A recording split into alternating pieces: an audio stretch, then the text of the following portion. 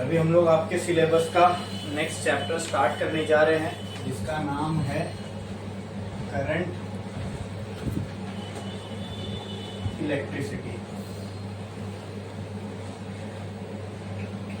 ठीक है, इसमें हम लोग अलग अलग टाइप के सर्किट से डील करने वाले हैं। ठीक है, एक्चुअल जो चीजें होती है, एक्चुअल डिवाइसेस होते हैं, उसमें करंट के फ्लो से किस तरीके से हम दूसरी अलग अलग चीजें मेजर कर सकते हैं, वो सारी चीजें इसमें हम देखने वाले हैं। ठीक है, इसका जो एक पार्ट था 11th के अंदर, उसमें प्रॉपर पूरा वर्किंग समझाया था कि करंट कैसे प्रोड्यूस होता है, हाँ, बैटरी कैसे काम करती है, उसके मैथमेटिकल रिलेशंस क्या होते हैं, वो सारी चीजें उसमें थी। यहाँ पे हमको उसका एप्लीकेशन देखना है, यानी उसके ऊपर काम करने वाले डिवाइसेस के बारे में हमें यहाँ पे डील करना है। बट उनसे डील करने से पहले हमें कुछ चीजें मालूम होनी चाहिए। ठीक है, कुछ लॉज है, कुछ रूल्स है जो हमें मालूम होनी चाहिए, जो हम सर्किट में अप्लाई करते हैं ताकि सर्किट में फ्लो होने वाला करंट या वोल्टेज के बारे में हम जान सकें। ठीक है, कितना बज रहा है?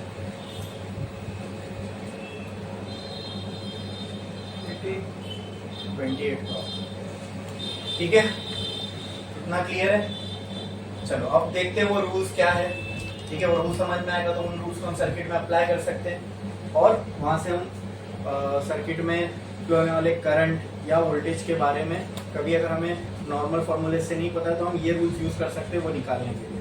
ठीक है, तो लिखो, सबसे पहला जो रूल है या लॉ है उसको हम कहते हैं, स्टार डालो और लिखो किरचॉफ्स करंट लॉ, ब्रैकेट में लिखो KCL, KIRCHOFF, KIRCHOFF, Kirchhoff's current law, bracket में लिखो KCL।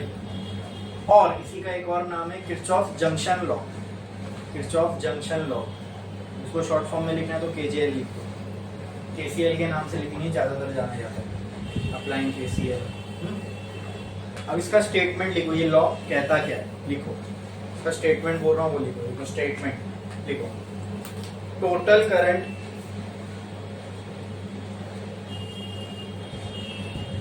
entering a circuit or junction is equal to, or junction is equal to total current leaving the circuit or a junction। जैसे हमने transistor में देखा था, जितना करंट आ रहा है उतना ही बाहर निकलना चाहिए, तो ये किसी जंक्शन के लिए भी वैलिड है और किसी सर्किट के लिए भी वैलिड है। बोलो क्लियर? तरीके अब इसको मैथमेटिकल फॉर्म में कैसे लिख सकते हैं हम लोग, तो total current entering is equal to total current leaving. ठीक है, दी सर्किट और जंक्शन, कोई भी जंक्शन का मतलब क्या होता है, एक पॉइंट जहां पे बहुत सारी वायर्स आके मिल रही हो और वहीं से निकल भी रही हो। ठीक है, जैसे फॉर एग्जांपल मान लो ये एक पॉइंट है, यहाँ से एक बार ऐसे आ रही है इस पॉइंट पे, एक बार ऐसे आ रही है, एक बार ऐसे आ रही है, फिर यही बार यहाँ से ऐसे निकल रही है, यहाँ से ऐसे निकल रही है, यहाँ से ऐसे निकल रही है। तो क्लियर है? तो ये पॉइंट क्या हो गया, जंक्शन, जहाँ पे बहुत सारी चीजें मीट करती हो और वहीं से बहुत सारी चीजें निकलती हो। बोलो क्लियर है? मान लो यहाँ पे ये करंट है I1 अंदर की तरफ आ रहा है, ये करंट है I2 ये भी अंदर की तरफ है, ये करंट है I3 ये बाहर की तरफ है, ये करंट है I4 ये अंदर की तरफ है, ये करंट है I5 ये बाहर की तरफ है, और ये करंट है I6 ये भी बाहर की तरफ है। ठीक है, तो बस एक जंक्शन पे आपको दिख रहा है कुछ करंट अंदर की तरफ आ रहा है, कुछ यहाँ से बाहर निकल रहा है, यहाँ पे KCL अप्लाई कर दो, सिंपल आपको उसका पूरा रिलेशन मिल जाएगा। क्या हो जाएगा बोलो, current entering the circuit is equal to current applying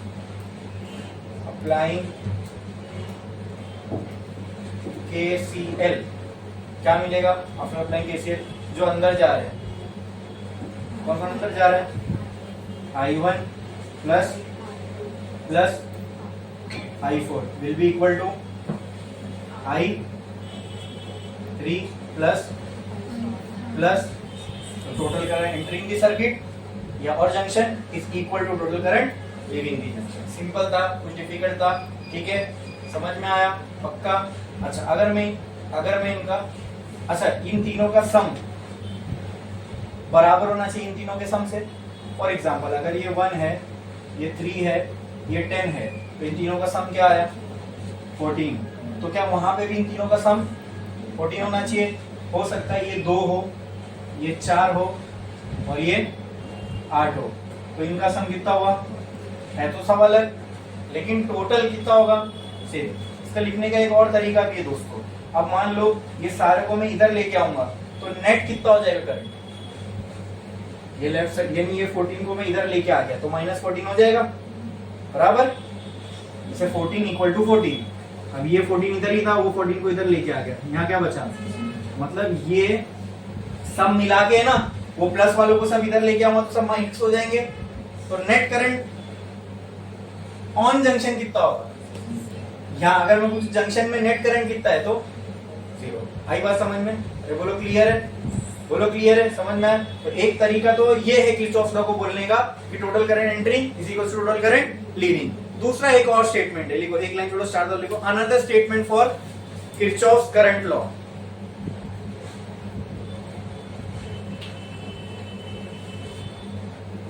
Another statement for Kirchhoff's current law. It states that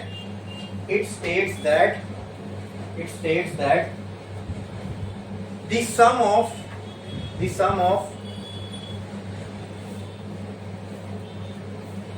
all the current at a junction is 0.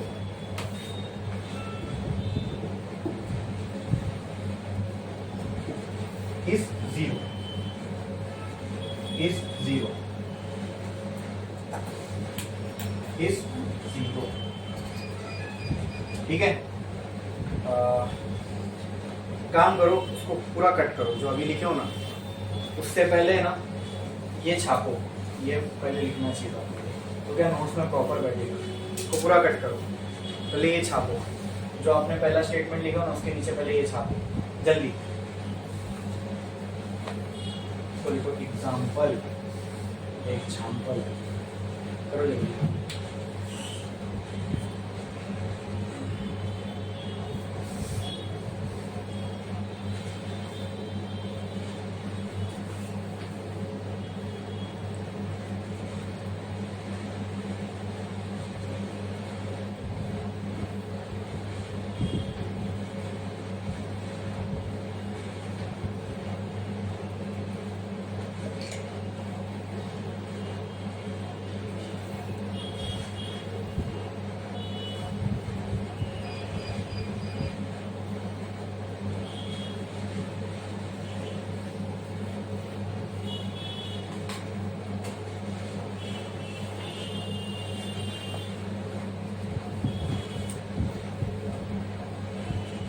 क्या लिख के? ठीक है, यहाँ तक लिख लिए। अब लिखो वही जो अनदर स्टेटमेंट लिखे थे वो एज इट इज लिख दो नीचे, फिर उसका मैथमेटिकल रिलेशन दो।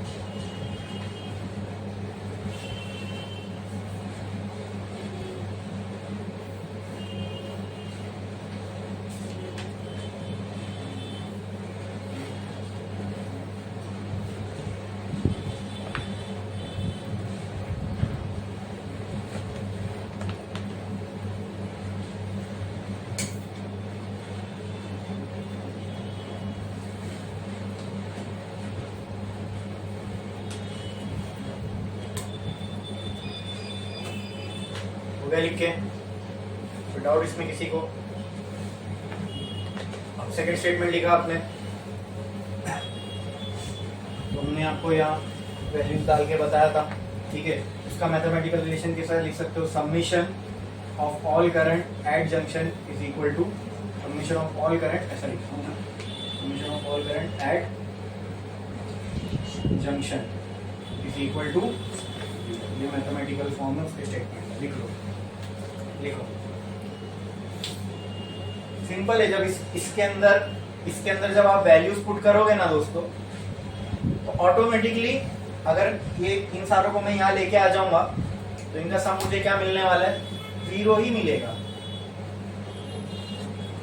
ये वाला याद रखो, ये इससे अपनी कभी गलती नहीं होगी, ठीक है। बाकी मैथ्स करोगे तो वो आंसर इवेंचुअली वो आने ही वाला है, ठीक है, बट वो तरीका एक और तरीके से इसको बोलते हैं, तो वो भी मैंने आपको बता दिया। ठीक है, अब सेकेंड लॉ, ये तो करंट के रिलेटेड लॉ था। एक जंक्शन पे अगर बहुत सारे करंट मीट कर रहे हैं तो उनके साथ क्या होगा वो हमने देखा। बोलो क्लियर है। अब नेक्स्ट जो है वोल्टेज, रिलेटेड टू वोल्टेज एक लॉ है किरचॉफ का, वो लिखो, एक लाइन छोड़ो, स्टार वाला लिखो, Kirchhoff voltage law, KVL, Kirchhoff voltage law, KVL, Kirchhoff voltage law, KVL,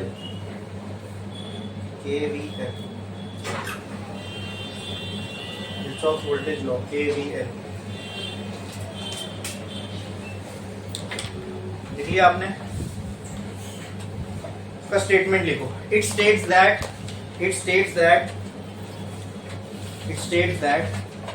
the algebraic sum of potential difference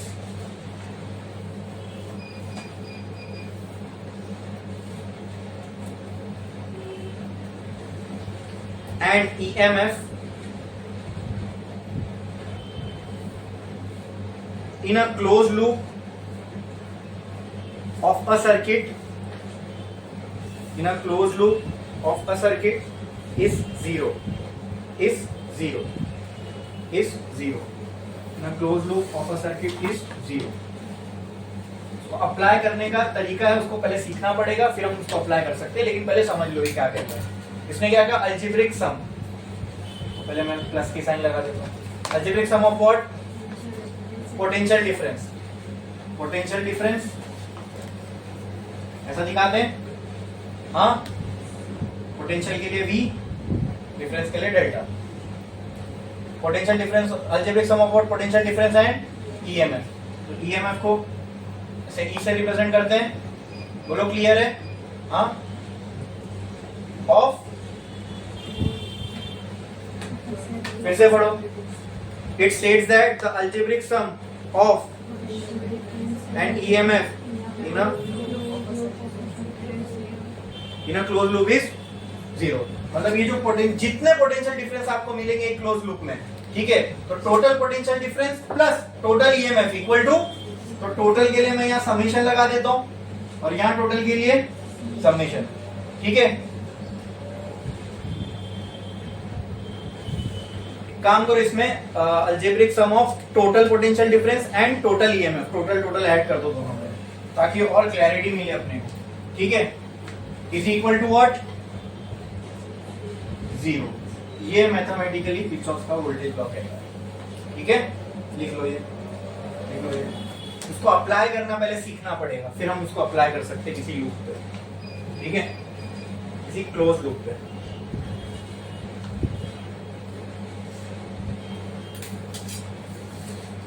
total potential difference plus total EMF is equal to zero in a close loop. कोई एक circuit होगा वो closed ही होगा, बराबर, लेकिन हो सकता है एक सर्किट में 2-3 क्लोज लूप हो, तो आप किसी एक क्लोज लूप को पकड़ के उसके ऊपर किरचॉफ लॉ अप्लाई कर सकते हो। पहले तो किरचॉफ वोल्टेज लॉ अप्लाई करने के लिए आपको क्या चाहिए? रिक्वायरमेंट है, किस पे एप्लीकेबल है? क्लोज लूप पे। किस पे? तो आओ पहले उसको अप्लाई करने के लिए कुछ कंडीशंस है, कुछ रूल्स है, कुछ साइन कन्वेंशन है, वो समझ लेते हैं। ठीक है, मान लो मैं एक क्लोज सर्किट ले रहा हूँ, समझो यहाँ पे क्लोज सर्किट के लिए पहले मुझे सर्किट चाहिए। सर्किट है तो उसमें करंट होगा, करंट के लिए, करंट सप्लाई करने के लिए कुछ चाहिए, तो मैंने क्या बनाया? पहले बैटरी। क्या बनाया? ये बना दिया मैंने बैटरी। बोलो क्लियर है? ये प्लस ये, मान लो इस बैटरी का पोटेंशियल डिफरेंस V है, कितना है? V है, तो ये हो जाएगा V और ये हो जाएगा 0। इस साइड पे ये हो जाएगा V और इस साइड पे ये हो जाएगा 0। बोलो क्लियर है? अब बैटरी से करंट निकला, यहाँ से पॉजिटिव से निकाल देना करंट, तो करंट निकला I।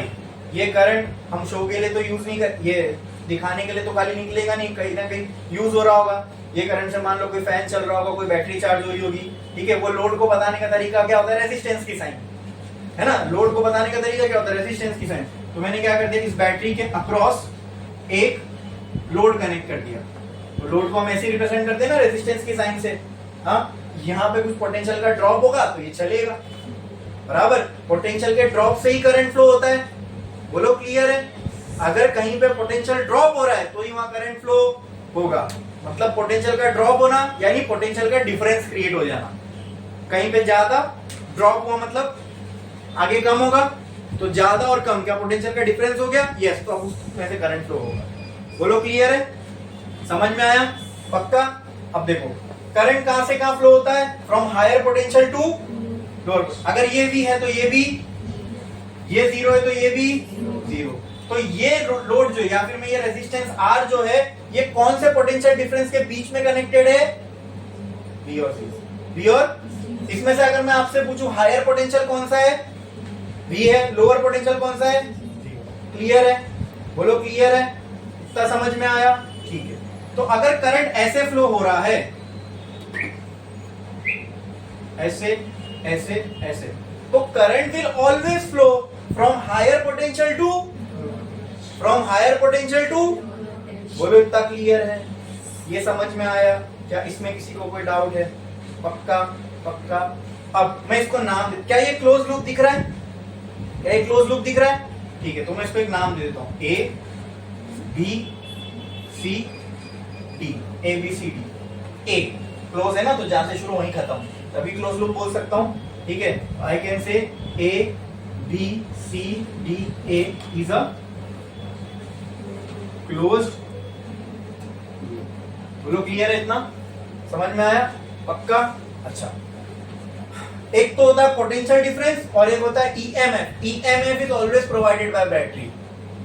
ईएमएफ कौन प्रोवाइड करता है सर्किट में, बैटरी। कौन प्रोवाइड करता है, तो अगर मुझे आपको बोलना है कि डेल्टा वी कौन प्रोवाइड करे, डेल्टा वी कहां से मिलेगा इस सर्किट में, तो कहां से मिलेगा, आर से, क्योंकि V बराबर होता है आई आर, तो उसके लिए आर चाहिए, तो ये वाला पार्ट मुझे कहां से मिलेगा, जितने रेजिस्टेंस है सर्किट में वहां से। समझ में आ रहा है कि नहीं आ रहा है, बोलो पक्का। ईएमएफ वाला पार्ट कहां से मिलेगा, जितनी बैटरी है सर्किट में वहां से, बोलो क्लियर है, ठीक है।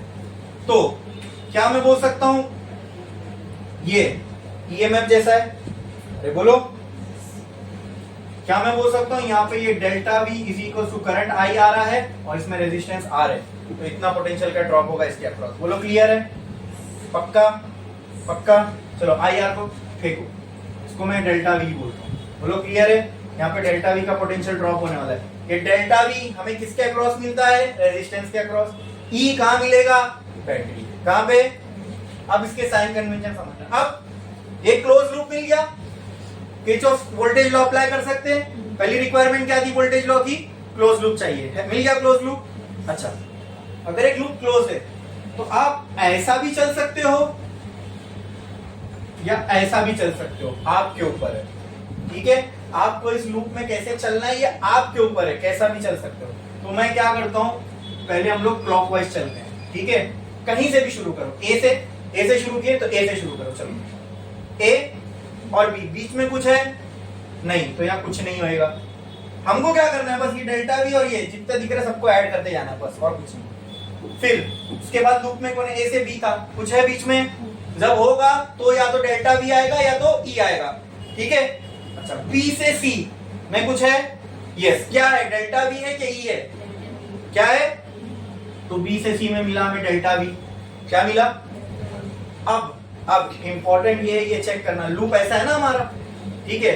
अब देखो ये डेल्टा वी क्या है, पोटेंशियल डिफरेंस, क्या है, तो ये गौर से देखो पोटेंशियल डिफरेंस कैसा है, ज्यादा से कम हो रहा है कि कम से ज्यादा हो रहा है, ज्यादा से, तो पोटेंशियल का ड्रॉप हो रहा है, क्या हो रहा है, तो जब पोटेंशियल ड्रॉप होगा, पोटेंशियल लूज होगा, तो उसको हम माइनस मानेंगे, ठीक है, माइनस मानेंगे, बोलो क्लियर है। हाँ, और एक चीज गौर करो, अभी हम करंट के डायरेक्शन के साथ भी चल रहे हैं, ये भी एक चीज ध्यान रखना, ठीक है। और करंट हमेशा हायर से लोअर पे ही फ्लो होता है, बराबर, ठीक है। तो करंट के डायरेक्शन में हम चले तो हमें हायर से लोअर पोटेंशियल मिला, ओके ओके। कहां पहुंच गए, सी पे, सी से डी के बीच में कुछ है, फिर क्या है, जब ए पहुंच जाएंगे लूप कंप्लीट हो जाएगा। डी से ए पे गए, कुछ है बीच में, यस, क्या है, बैटरी, ईएमएफ। अब इसकी साइन कैसे आएगी, तो देखो जब आप यहां से यहां गए तो पहले क्या मिला, नेगेटिव, फिर क्या मिला, तो मतलब जीरो, फिर भी पोटेंशियल बढ़ा कि घटा, बढ़ा, तो पोटेंशियल में गेन हुआ, गेन इज पॉजिटिव और नेगेटिव, प्लस ई, हो गया लूप कंप्लीट, इक्वल टू 0। यही है किरचॉफ। बोलो क्लियर है, समझ में आया, कोई डाउट है इसमें? एकदम क्लियर है। ये बहुत सिंपल टाइप का सर्किट मैंने आपके सामने बनाया ताकि बस आपको मैं साइन कन्वेंशन बता सकूं। ठीक है, ठीक है, अच्छा ये क्लियर है। हाँ, तो साइन कन्वेंशन क्या है? किरचॉफ वोल्टेज लॉ के, अगर वोल्टेज ड्रॉप हो रहा है तो नेगेटिव, वोल्टेज गेन हो रहा है तो पॉजिटिव। ठीक है, एक लाइन छोड़ो, ये पूरा सर्किट डायग्राम बनाओ, या तो फिर एक लाइन छोड़ो, स्टार डालो और लिखो sign conventions of KVL, sign conventions of KVL, sign conventions of KVL।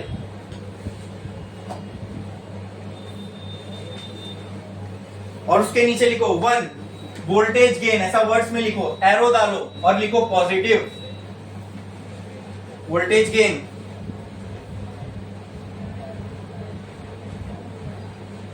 Voltage gain होगा तो साइन कैसी आएगी? पॉजिटिव, तो plus V, positive positive positive. ठीक है, फिर नेक्स्ट वोल्टेज ड्रॉप क्या होगा? नेगेटिव। गेन हो रहा है क्या ड्रॉप? कैसे समझ में आएगा? सर्किट में चलोगे खुद ब खुद समझ में आ जाएगा। V से 0 पे जा रहे हो तो ड्रॉप हो रहा है, ठीक है, 0 से V जा रहे हो तो गेन हो रहा है, माइनस से प्लस जा रहे हो तो गेन हो रहा है, प्लस से माइनस जाओगे ड्रॉप होगा। कोई डिसाइड करेगा प्लस है या सिंपल। Clear, clear. लेकिन हर बार सर्किट के अंदर आप लोगों को इतना आसानी से हायर और लोअर समझ में नहीं आएगा, क्योंकि ये तो मैंने बहुत सिंपल सर्किट बनाया। अगर इसके बाजू में एक और लूप होता तो वहां आपका दिमाग खराब हो जाता। ठीक है, तो मैं एक सिंपल आपको तरीका बताऊं। अच्छा, उस सिंपल तरीका बताने से पहले अब मैं लूप चेंज करता हूं। मैंने क्या बोला? आप ऐसे जाओ तो भी चलेगा, ऐसे जाओ तो भी चलेगा। तो अगर मैं ये लूप एंटी क्लॉकवाइज पकड़ूं ऐसे, ठीक है, ठीक है, तो क्या होगा? अब A D C B A is a closed loop। अब एंटी कहीं से भी आप अप्लाई कर सकते हो, आंसर वही आता है। ठीक है, तो डरने घबराने की बात नहीं है। लेकिन मैं उल्टा करा के देख रहा हूं, उससे हमको एक शॉर्टकट मिलेगा, वो शॉर्टकट ही हम यूज करने वाले हैं। ठीक है, सिर्फ गेन और ड्रॉप वाला बैटरी में इजीली समझ में आ जाता है जब आप बैटरी के अक्रॉस आ रहे हो सर्किट में चलते चलते। लेकिन जब ये सारी चीजें आ जाती है ना तो गेन ड्रॉप इसको करना बहुत मुश्किल हो जाएगा। उसके लिए हम शॉर्टकट देखेंगे। ठीक है, तो पहले मैं एंटी क्लॉकवाइज चलता हूँ। चलो, ए से पहले कहाँ जाना है? लूप देखो, बस उसी हिसाब से चलते रहो। ए से डी कहाँ जाना है कुछ बीच में? यस, अगर है तो फिर रुकना पड़ेगा, देखना पड़ेगा, फिर उसको लिखना पड़ेगा। क्या से कहाँ जा रहे हैं? प्लस से, तो पोटेंशियल ड्रॉप हो रहा है तो क्या आएगा? माइनस ईएमएफ का। फिर कहां से कहां जाएंगे? सी से सी, कुछ है बीच में? छोड़ दो। फिर सी से कुछ है बीच में? यस। जब सी से बी पे गए तो पोटेंशियल के साथ क्या हुआ? 0 से V बढ़ा तो पोटेंशियल का गेन हुआ, तो अब क्या आएगा? Plus delta V। ठीक है, फिर उसके बाद बी पे पहुंच गए, फिर कहां आएंगे? वहां लूप कंप्लीट हो रहा है तो उसके बीच में कुछ है नहीं, तो बस लूप कंप्लीट इक्वल टू 0। बोलो क्लियर है? अगर कोई आपने यहां पूछे डेल्टा V की वैल्यू क्या है तो simple I into R। I voltage drop कितना होगा? जितना करंट फ्लो है, जितना रेजिस्टेंस है, I into R plus equal to, ये हो गई फाइनल इक्वेशन। यहां पे अगर कोई पूछे माइनस हो, ये प्लस इक्वल टू। बोलो क्लियर है? समझ में आया? पक्का पक्का? कोई डाउट है इसके अंदर? बोलो।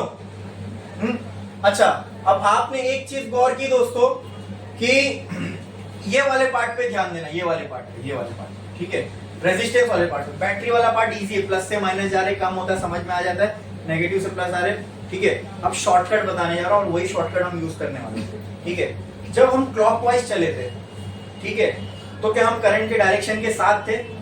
ठीक है, जब हम करंट के डायरेक्शन के साथ थे, जब हम करंट के डायरेक्शन के साथ थे और जब रेजिस्टेंस आया तो वो ऑटोमेटिकली V की साइन माइनस आ गई। बोलो क्लियर है? बोलो क्लियर है? जब हम उल्टा चले तब हम करंट के कौन से डायरेक्शन में थे?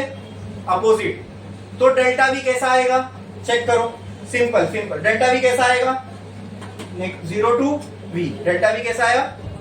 तो यहां हमने क्या सीखा, जब हम करंट के साथ चले तो delta we was exactly delta we was, और जब हम करंट के ऑपोजिट चले तो डेल्टा वी वॉज, बस ये शॉर्टकट। अब हमें जीरो का है, वी का है, ये सब देखने की जरूरत। अब आगे से हम जब भी केवीएल अप्लाई करेंगे सिर्फ देखेंगे करंट के साथ चल रहे कि करंट के अपोजिट। अगर करंट के साथ चले तो डेल्टा वी एग्जैक्टली क्या आएगा, और करंट के अपोजिट चले तो डेल्टा वी लिखो, एक लाइन छोड़ो स्टार डालो, शॉर्टकट टू अप्लाई केवीएल, एक लाइन छोड़ो स्टार डालो, लिखो शॉर्टकट टू अप्लाई केवीएल।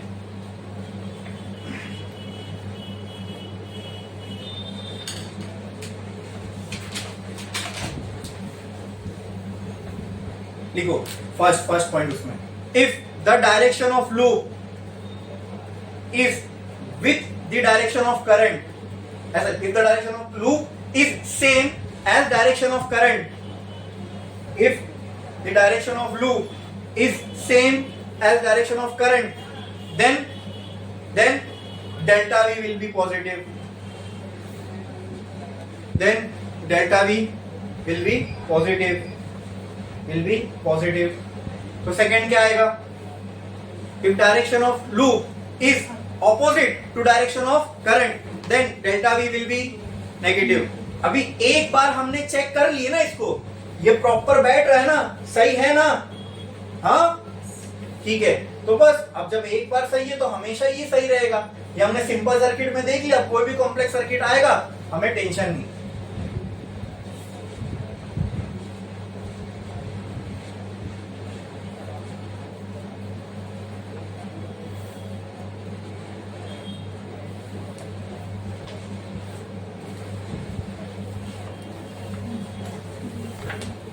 ठीक है, अब ये बना दो, एग्जाम्पल लिखो और ये बना दो, ये बना दो।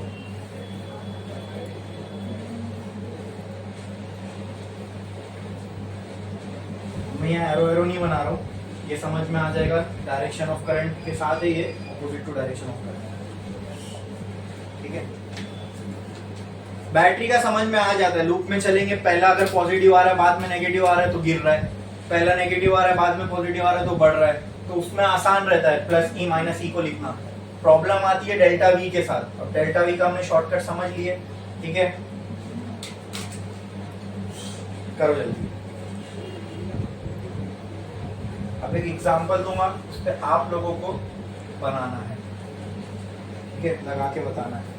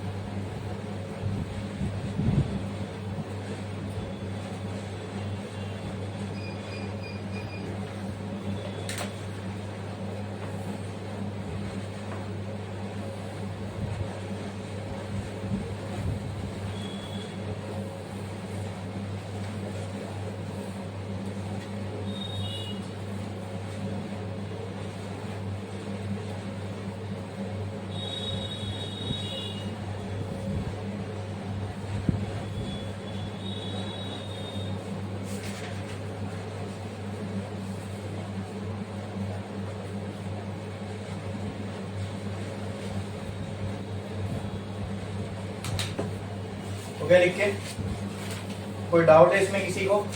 ये सब मिटाने वाला अभी हम लोग को डायरेक्ट अब इसको अप्लाई करने आना चाहिए, ठीक है। मिटा दूं?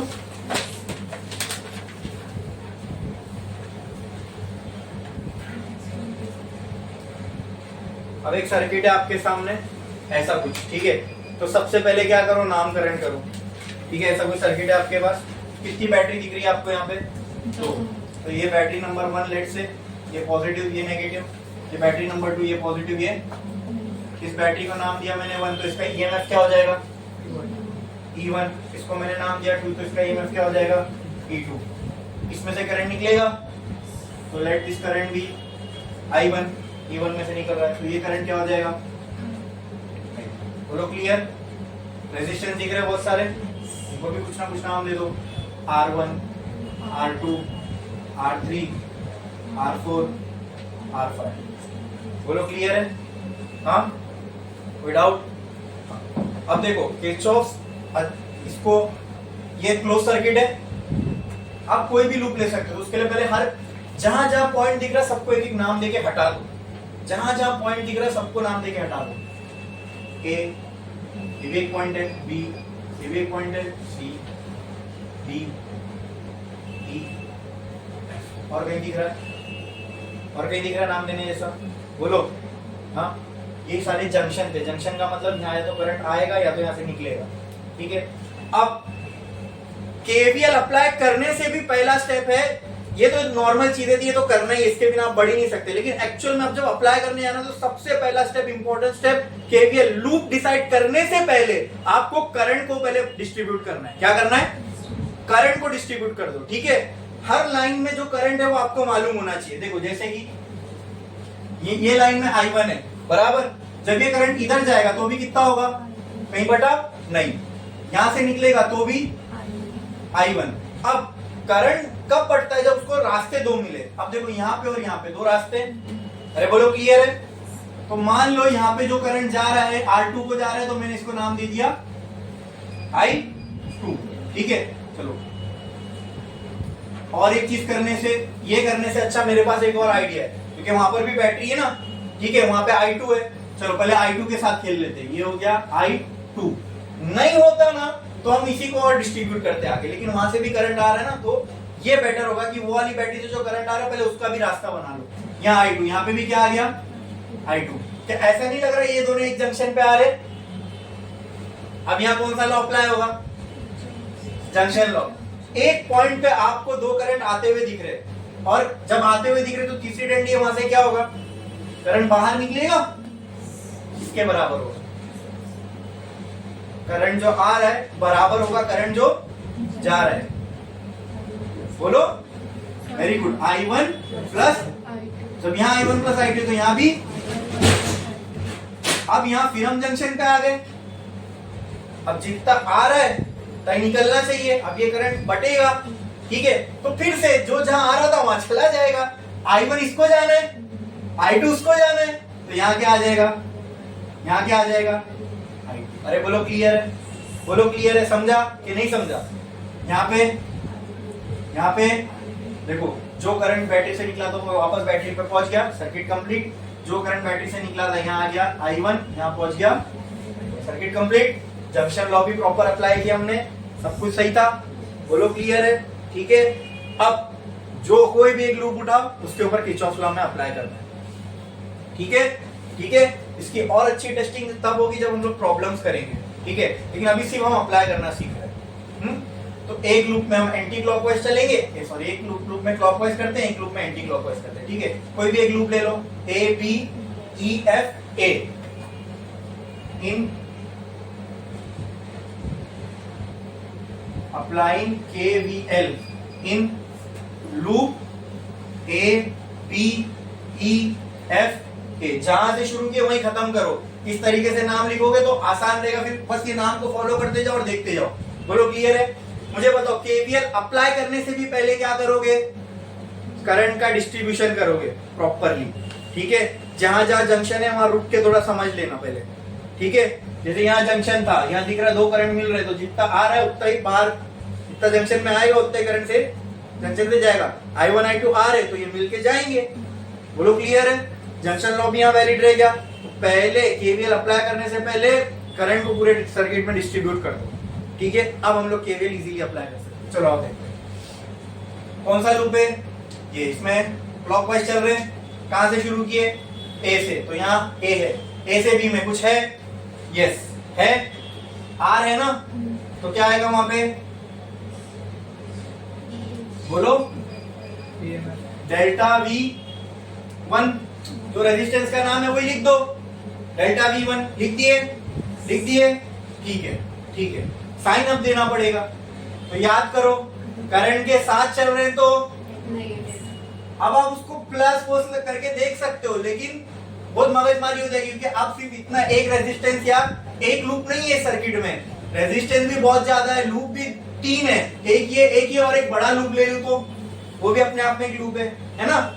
तो शॉर्टकट समझ में आया था ना, करंट के साथ चल रहे तो ये क्या आएगा, पहला नेगेटिव, फिर ए से भी पहुंच गए, फिर कुछ है, क्या है R3, तो क्या आ जाएगा डेल्टा V3 प्लस माइनस, बोलो माइनस, फिर E से F, चलो है कुछ, क्या आएगा डेल्टा, क्या आएगा माइनस, फिर E से F पहुंच गए, फिर F से A, क्या है भी इसमें कुछ, माइनस से प्लस जा रहे, मतलब पोटेंशियल जब यहां से आ गए तो बढ़ा ना, क्या आएगा E1 आएगा प्लस माइनस, हो गया लूप कंप्लीट।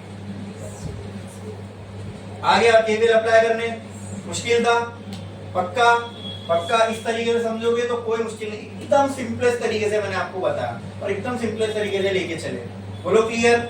हाँ, अब नेक्स्ट जो लूप करूंगा ना उसमें अब जो करने वाला वो स्टेप डायरेक्ट पहला स्टेप होगा। अब तो मैंने एकदम बच्चों जैसा ही आपको बता दिया।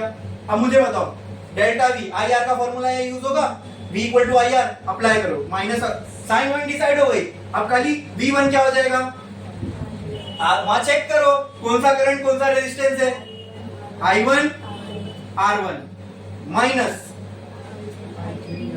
रेजिस्टेंस 3, देखो उसमें जो करंट जा रहा है वही करंट से रेजिस्टेंस मल्टीप्लाई करना है, यस क्या आएगा I1 I2 इंटू R3, समझे, ये हो गया V3, अरे बोलो क्लियर, पक्का, फिर माइनस V5, कुछ नहीं, जो उसमें करंट जो रेजिस्टेंस में करंट जा रहा है वो करंट और वो रेजिस्टेंस मल्टीप्लाई कर दो, क्या आएगा I1 R5, नहीं तो हाँ V5 तो I5 R5 I3 R3 I1 R1 वैसा नहीं चलना है, ठीक है।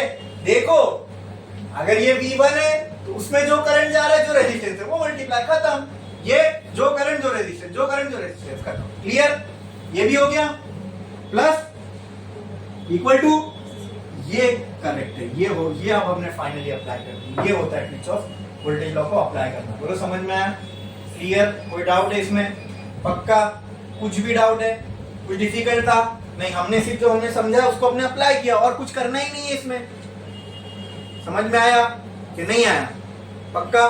अब पढ़े आगे, अब नेक्स्ट ये वाले लूप में हम लोग एंटी क्लॉकवाइज चलते हैं, ठीक है, तो यहाँ पे मैं बनाता हूं, अब ये स्टेप नहीं करेंगे हम लोग,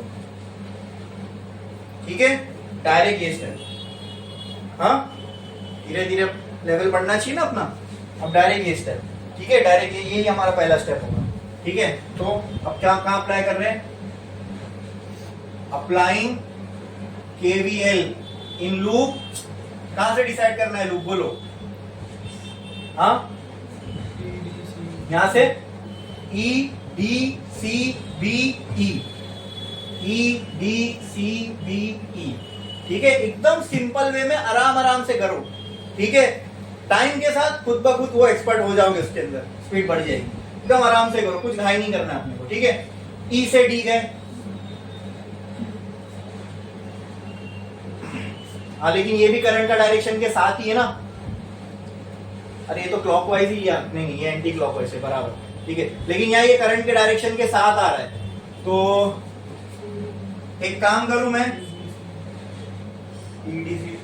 इसको क्लॉकवाइज ले लूं, चलेगा, अरे बोलो, बस ये इसलिए कर रहा हूं ताकि एक एग्जांपल उसका भी कर ले जिसमें करंट के डायरेक्शन से अपोजिट चल रहे हैं हम लोग, ठीक है, ये क्लॉकवाइज था, इसको मैं ले लेता हूं एंटी क्लॉकवाइज, तो अब E B C D क्या आ जाएगा, लूप क्या आएगा E B C D, है ना, E B C D E, बोलो क्लियर है। अब करंट के अपोजिट चलते हैं, हाँ हमने क्या देखा, साथ चलेंगे तो डेल्टा V नेगेटिव, अपोजिट चलेंगे तो डेल्टा V, चलते जाओ, E से B पे जाओ, कुछ है, क्या है R3, तो उनको कुछ नहीं करना है, पहले साथ चले अपोजिट चले तो साइन पॉजिटिव, क्या आएगा डेल्टा वी क्या ई डेल्टा वी, लेकिन अब डेल्टा वी लिखना नहीं है तो क्या करोगे, जो करंट जो रेजिस्टेंस क्या है, करंट क्या है are I1 plus I2 into R3। बोलो क्लियर। हाँ प्लस साइन है तो नहीं भी लिखेंगे तो चलेगा, लेकिन अब हम जो साइन कन्वेंशन लेके चल रहे, चलो नेक्स्ट पे मैं नहीं बता सकता प्लस आएगा माइनस आएगा, ठीक है। ई से बी पहुंच गए, अब बी से सी, बी से सी गए। पहले देखो करंट के अपोजिट है कि साथ में, अपोजिट है तो प्लस, ठीक है। हाँ वो भी देखना रेजिस्टेंस है कि बैटरी है, रेजिस्टेंस है हाँ तो ठीक है प्लस, मतलब डेल्टा वी वाली चीज है, ठीक है।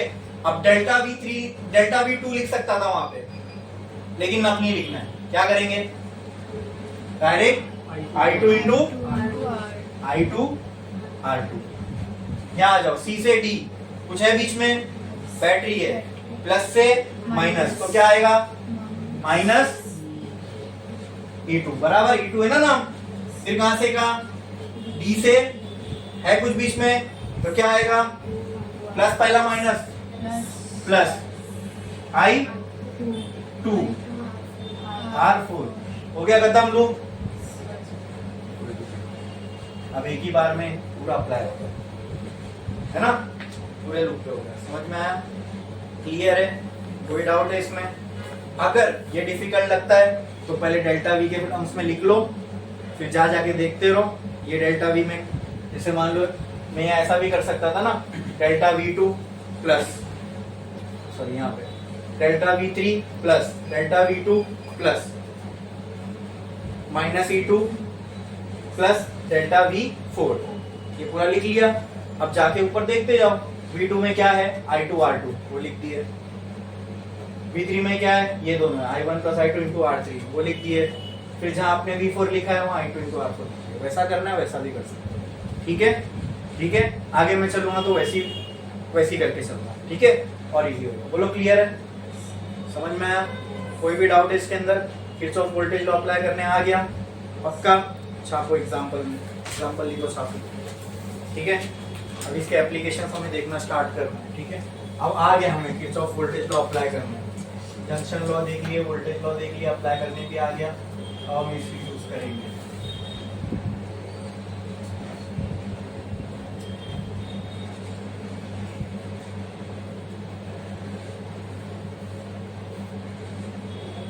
करंट के साथ चले तो डेल्टा वी,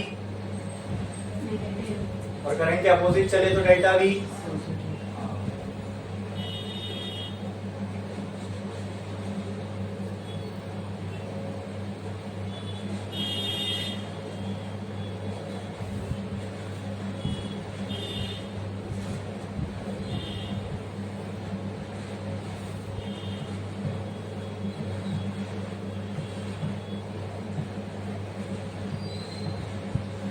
दिखने में तो बड़ा खतरनाक सर्किट लग रहा है, लेकिन जब हमने करे तो कुछ मुश्किल आई हमें इसमें। समझ में आया ना सबको? हाँ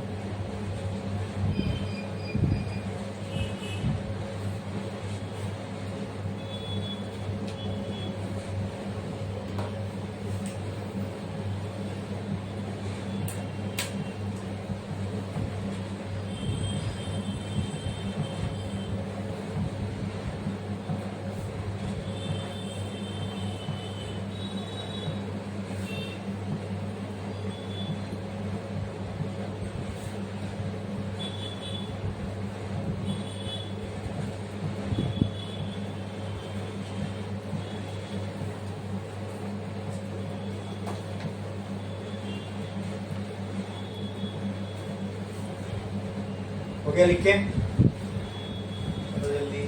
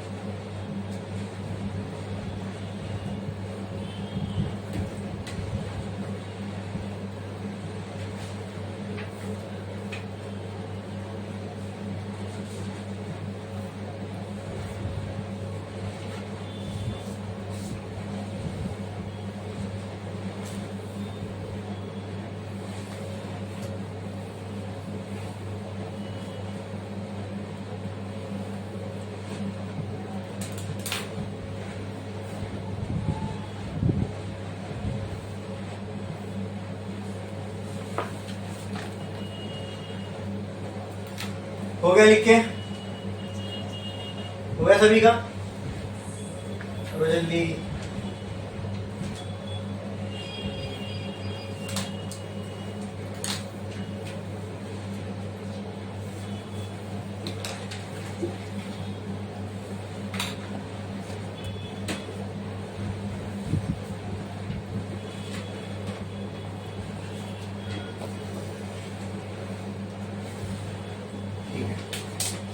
आगे बढ़ने से पहले एक दो चीज की क्लैरिटी हमें पूरी होनी चाहिए।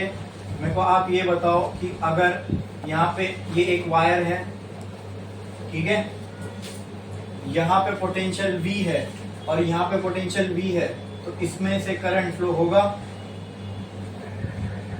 कि नहीं होगा? नहीं होगा, क्योंकि करंट के फ्लो होने के लिए पोटेंशियल का डिफरेंस होना, तो यहाँ करंट विल बी 0। अगर ये एक वायर है, इसमें यहाँ पोटेंशियल V है, यहाँ 0 है, क्या अभी इसमें से करंट फ्लो होगा? यस, करंट फ्लो होगा। बोलो क्लियर है? हाँ, ठीक है। एक तीसरी चीज जो पता होना जरूरी है, टर्मिनल वोल्टेज पता है क्या होता है? हाँ, क्या होता है, किसी को पता है? बोलो, पता है क्या होता है? बोलो बोलो।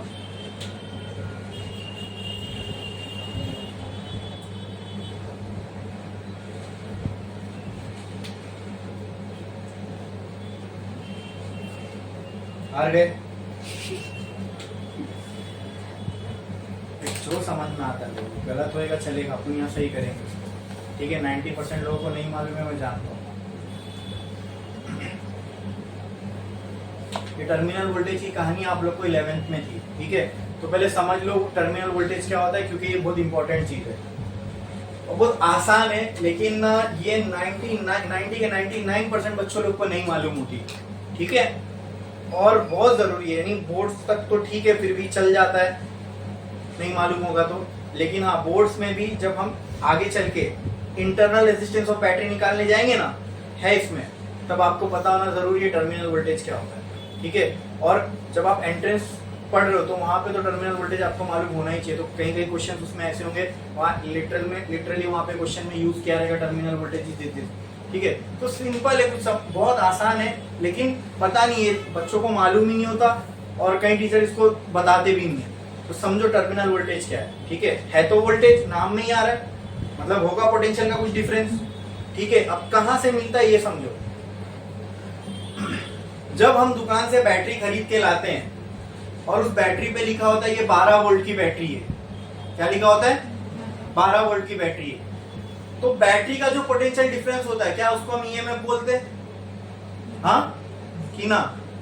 अरे अभी हमने देखा ना भाई, ये ईएमएफ ही तो था। बैटरी का जो पोटेंशियल डिफरेंस होता है उसको हम ईएमएफ भी बोलते हैं। अच्छा, ये ईएमएफ से हम बैटरी को बोल सकते हैं, इसके वोल्टेज को मैं ईएमएफ नहीं बोल सकता, ठीक है। अब बैटरी के वोल्टेज को ईएमएफ क्यों बोलते हैं, उसके लिए तुमको बैटरी के वर्किंग को समझना पड़ेगा। उन्होंने कहा ना, वो सब 11th में था कि बैटरी काम कैसे करती है, इलेक्ट्रोमोटिव फोर्स करके एक चीज होती है उसमें, ठीक है। तो सिंपल ये समझ लो, बैटरी का जो पोटेंशियल डिफरेंस होता है क्या नहीं, ये तो मानते हो, पर उसका एक और नाम है, क्या? ईएमएफ। लेकिन ये नाम पोटेंशियल डिफरेंस तो यहाँ पर भी है, तो क्या मैं इसको ईएमएफ बोल सकता हूँ? नहीं, ये नाम एक्सक्लूसिव किसके पास है, इसका राइट्स यूज करने का सिर्फ किसके पास है? बैटरी के पास। बैटरी के वोल्टेज को हम क्या कह सकते हैं?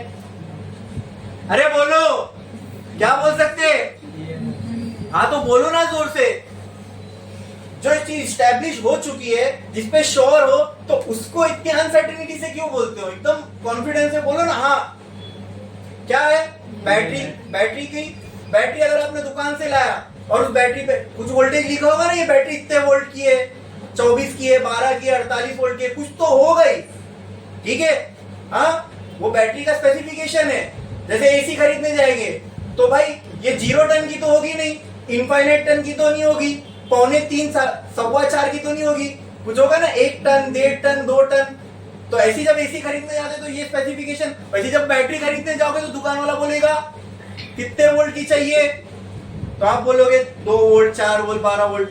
मान लो आपने दुकान से लेके आए 12 वोल्ट की एक बैटरी, ठीक है। बैटरी पे भी लिखा है कितने की है वो? 12 वोल्ट, ठीक है। मतलब उसके दो एंड से बीच का ये पोटेंशियल डिफरेंस ही हुआ 12 वोल्ट, क्या मैं बोल सकता हूं इस बैटरी मुझे 12 वोल्ट का पोटेंशियल डिफरेंस देगी?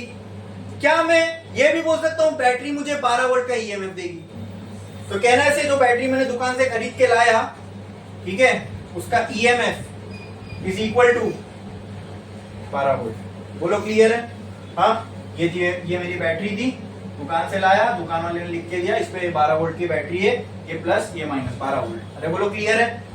हाँ हाँ ठीक है।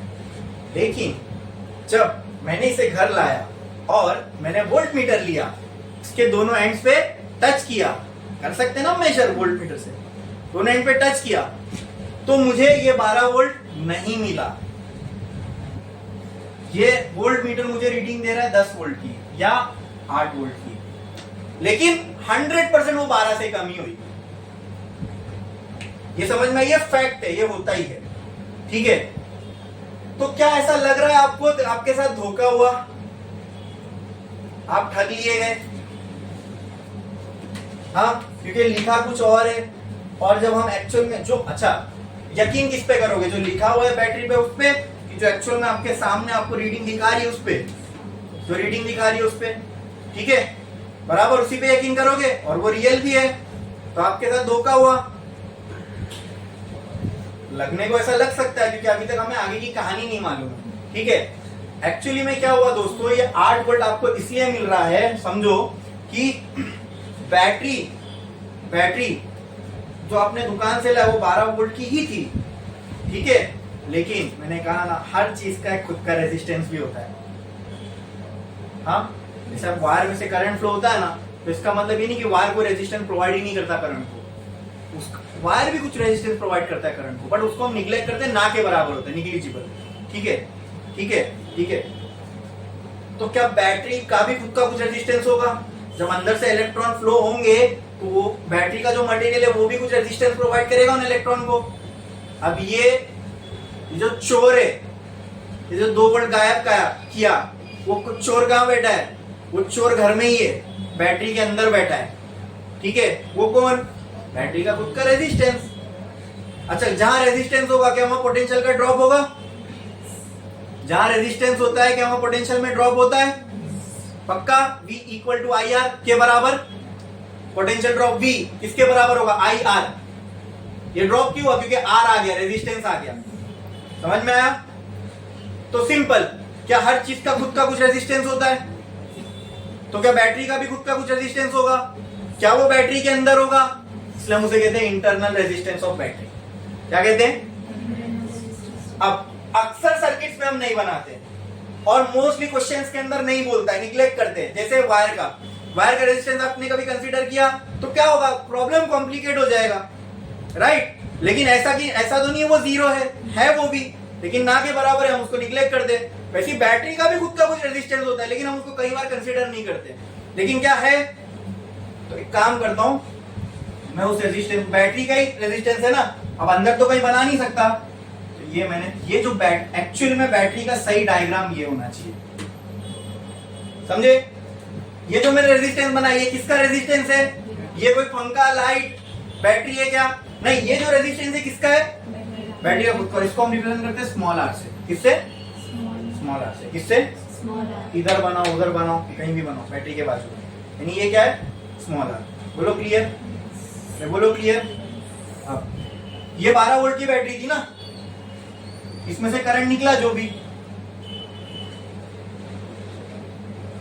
ये साइड 12 वोल्ट था, ऐसी समझ लो, ये साइड 12 वोल्ट था, लेकिन जब बैटरी, ये सब बैटरी के अंदर ही हो रहा है, कुछ रेजिस्टेंस यहां से ड्रॉप होगा, मान लो 2 वोल्ट यहां ड्रॉप हो गया, तो अब यहां कितना बचेगा? देखो ये है टोटल बैटरी ना, ये टोटल, ये सब अंदर हो रहा है। अब वो अंदर बना नहीं सकते, सर्किट में बनाने तो बाजू में बनाना है, हो क्या रहा है? अंदर ही 2 वोल्ट ड्रॉप हो गया, तो बैटरी के पॉजिटिव साइड पे आपको कितना दिख रहा है? नेगेटिव पे ये 0 ही है ना, हो ना। एक्चुअल में 12 और 0 होना चाहिए था, लेकिन अंदर खुद का कुछ रेजिस्टेंस है, वहां पे 2 वोल्ट ड्रॉप हो गया, तो अब पॉजिटिव साइड पे कितना बचा? नेगेटिव पे। अब लगाऊंगा जब वोल्ट मीटर तो क्या दिखाएगा? वही दिखाएगा ना, समझे? तो बनाने वाले ने उसको 12 वोल्ट के लिए बनाया, लेकिन हर चीज का खुद का कोई रेजिस्टेंस होता है, बराबर बराबर। तो ये जो 12 वोल्ट था इसको मैंने क्या कहा, ये क्या है? अच्छा बोलो, ये यहां से करंट निकला I, क्या यहां कुछ वोल्टेज का ड्रॉप होगा? क्या यहां पे डेल्टा V वोल्टेज का ड्रॉप होगा? उसका फॉर्मूला बताओ क्या होगा? I into smaller. Very good, very good. ठीक है, ये हो गया voltage drop across internal resistance of the battery. बोलो क्लियर है? अब जो मिलेगा वोल्टेज का डिफरेंस, ये यूजेबल है, ये यूजेबल है कि ईएमएफ यूजेबल है? बोलो, एक्चुअल में बैटरी कितना पोटेंशियल दे रही है? 12 का दे रही है कि 10 का दे रही है? तो यूज कौन सा, यूज में कौन सा आने वाला है? 10। वो तो सिर्फ स्टिकर पे है कि 12 वोल्ट, लेकिन हर चीज का खुद का रेजिस्टेंस होता है, तो बैटरी का भी खुद का होगा। कुछ पोटेंशियल का ड्रॉप इसके इंटरनल रेजिस्टेंस के अक्रॉस हो जाएगा। मुझे बताओ, ये 12 वोल्ट क्या था बैटरी का? ईएमएफ। तो ये समझ लो, ईएमएफ वो होता है जो बैटरी प्रॉमिस करती है वो देगी। ठीक है, लेकिन उतना देती है क्या? नहीं। और ये जो 10 वोल्ट है इसको कहते हैं टर्मिनल वोल्टेज। ये वो है जो एक्चुअली बैटरी देगी। आई बात समझ में? आई बात समझ में? ईएमएफ कितना था? अच्छा चलो, अच्छा ये 10 है तो क्या मैं बोल सकता हूं ये डेल्टा V 2 वोल्ट का होगा? तो मेरे को क्या है, 12 माइनस 2 इक्वल टू 10। अब इसको खाली इक्वेशन के फॉर्म में लिख दो। कहना है से E minus delta V is equal to TV. What is TV? Terminal voltage. What is TV? इसको और रिफाइन करके लिखने का तो E minus I R is equal to, तो अक्सर आप बैटरी के अक्रॉस ये रिलेशन देखोगे। ठीक है, हाँ। तो अब एक्चुअली में बैटरी में सिर्फ एक वोल्टेज नहीं होता, बैटरी में जब हम कंसीडर करते हैं तो उसमें 2 वोल्टेज का ध्यान रखना पड़ता है। एक होगा ईएमएफ और एक होगा टर्मिनल वोल्टेज। ईएमएफ वो है जो बैटरी प्रॉमिस करती है देगी, लेकिन टर्मिनल वोल्टेज वो है जो वो एक्चुअली में डिलीवर करती है। समझ में आया? हाँ। और जो डिफरेंस है इन दोनों, जाहिर सी बात है टर्मिनल वोल्टेज हमेशा ईएमएफ से ज्यादा रहेगा कि कम रहेगा? कम रहेगा। ठीक है, नहीं भाई, ये तो जब बैटरी डिस्चार्ज हो रही तब की बात है। अगर बैटरी को चार्ज कर रहे हो तो बाहर का वोल्टेज ज्यादा होगा, बैटरी का कम होगा। समझे? लेकिन हमारे केस में हम जो भी अभी केस देखने वाले उसमें बैटरी से सप्लाई करेगी, तो हम ये मान के चल सकते हैं हमारे केस में 90% ऑफ टाइम हमें टर्मिनल वोल्टेज कम ही मिलेगा और ईएमएफ, क्योंकि बैटरी यूज कर रहे हैं हम, करंट को सप्लाई कर रहे हैं, बैटरी को हम चार्ज नहीं कर रहे हैं। ठीक है, बैटरी सप्लाई कर रही है तो उसका उल्टा हो जाएगा जब बैटरी खुद चार्ज हो रही है। बोलो क्लियर है? समझ में आया? पक्का? अब क्लियर है टर्मिनल वोल्टेज क्या है and what is the formula for terminal voltage, वो भी कितने आसानी से हमने समझ लिया। हाँ, एकदम सी प्लस माइनस की कहानी से। ठीक है, तो टर्मिनल सिंपल। अब आप बताओ टर्मिनल वोल्टेज क्या होगा? सर टर्मिनल वोल्टेज वो है जो बैटरी एक्चुअल देती है। ईएमएफ क्या, जो वो प्रॉमिस करती है। तो जितना प्रॉमिस कर रही है उतना दे नहीं रही है, तो डिफरेंस होगा कुछ। तो ईएमएफ में से मैं जब वो निकाल लूंगा तो मुझे क्या मिलेगा? टर्मिनल वोल्टेज बराबर। अच्छा, ये जो 2 वोल्ट गायब हुआ ये कौन लेके गया? ये इंटरनल रेजिस्टेंस ऑफ बैटरी में ही खप गया। समझ में आया? और ये हमेशा होगा।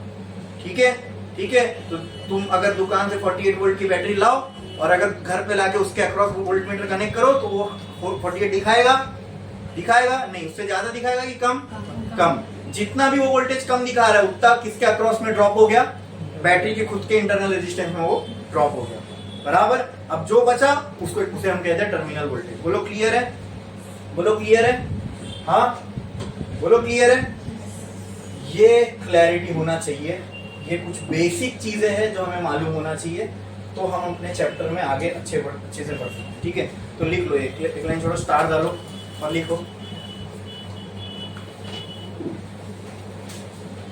ईएमएफ। ऐसा लिखो ईएमएफ, ईएमएफ ब्रैकेट में लिखो ई, ब्रैकेट में लिखो ई।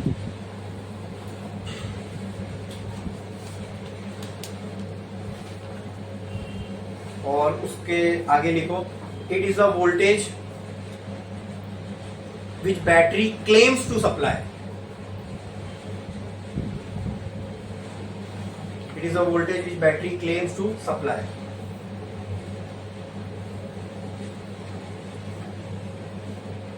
नेक्स्ट नेक्स्ट नेक्स्ट नेक्स्ट लिखो, वोल्टेज ड्रॉप लिखो small R, small R, small R लिखो, हाँ उसको एरो डालो और लिखो internal resistance of battery, internal resistance of battery, internal resistance of battery, internal resistance of battery, ठीक है। और नेक्स्ट लाइन स्टार डालो और लिखो voltage drop, voltage drop, voltage drop in internal resistance of battery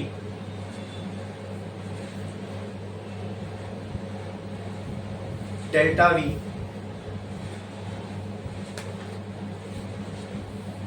bracket close when current I is flowing through it,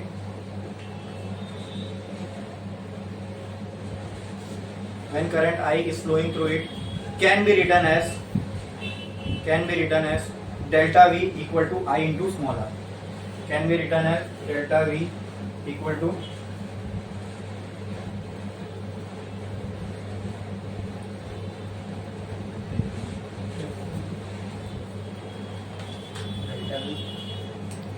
can be written as delta V equal to I into small r, ठीक है। Next next एक line छोड़ो, star डालो और लिखो terminal voltage, terminal voltage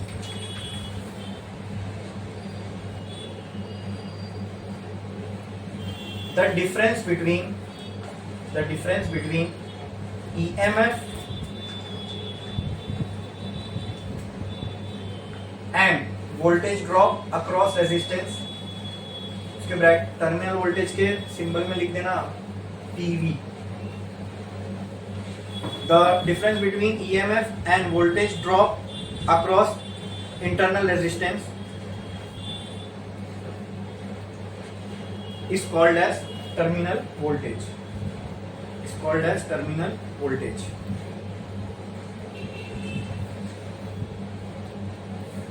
next point लिखो, अच्छा इस ये लिखे आपने, अब उसके डेफिनेशन में ही डिफरेंस आ गया तो लिख दो टर्मिनल वोल्टेज, ऐसा लिखो, ऐसा लिखो, देखो terminal voltage is equal to EMF minus minus delta V. Next line में लिखो terminal voltage equal to EMF minus I into are.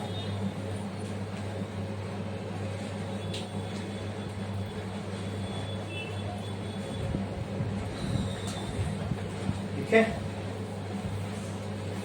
Next एक लाइन छोड़ो, लिखो this terminal voltage is the actual voltage which is supplied by the battery to the circuit,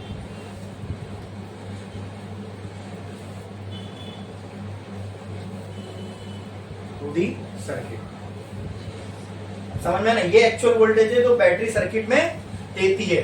battery बोल रही है मैं 12 volt दूंगी, लेकिन 12 वोल्ट नहीं देती, 12 वोल्ट से कम ही देगी, तो वो कम वोल्टेज जो देगी उसका नाम क्या है, टर्मिनल वोल्टेज। ऊपर इसकी साइंस समझ में, इसके पीछे का कॉन्सेप्ट समझ में आया ना, बोलो क्लियर ना। देखो यहाँ 12 था, कुछ ड्रॉप हुआ, अब कितना बचा 10। तो ये है पूरी बैटरी, ये इंटरनल रेजिस्टेंस के साथ ही है ना पूरी बैटरी, ये भी इसके अंदर है, ये है पूरी बैटरी। अब 2 वोल्ट ड्रॉप हो गया तो यहाँ क्या बचा, हाँ तो अब मैं बोलूंगा बैटरी का पॉजिटिव साइड 10 वोल्ट पे, नेगेटिव साइड 0 पे, तो अब ये वोल्टेज मेरे लिए अवेलेबल है टू यूज। ठीक है, समझ में आया पक्का? कोई भी डाउट है इसके अंदर, बोलो। टर्मिनल वोल्टेज की क्लैरिटी ये अभी इसलिए बता दिया क्योंकि जब हम वो टॉपिक पे पहुंचेंगे तो find internal resistance of the battery, internal resistance of battery के अंदर फिर ये टर्म आ जाएगा, ये E माइनस आई आर। बोलो सर ये कहां से आया? ठीक है, बोलो clear?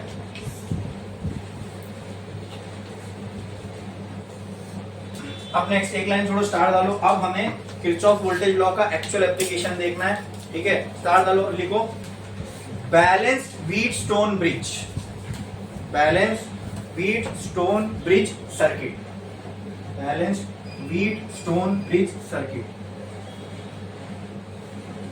Balanced Wheatstone bridge circuit. लिखा आपने इतना? ठीक है, एक लाइन छोड़ो, स्टार डालो, लिखो व्हीटस्टोन ब्रिज सर्किट। हमें बैलेंस देखना है, व्हीटस्टोन ब्रिज सर्किट क्या होता है पहले वो लिख लो। व्हीटस्टोन ब्रिज सर्किट,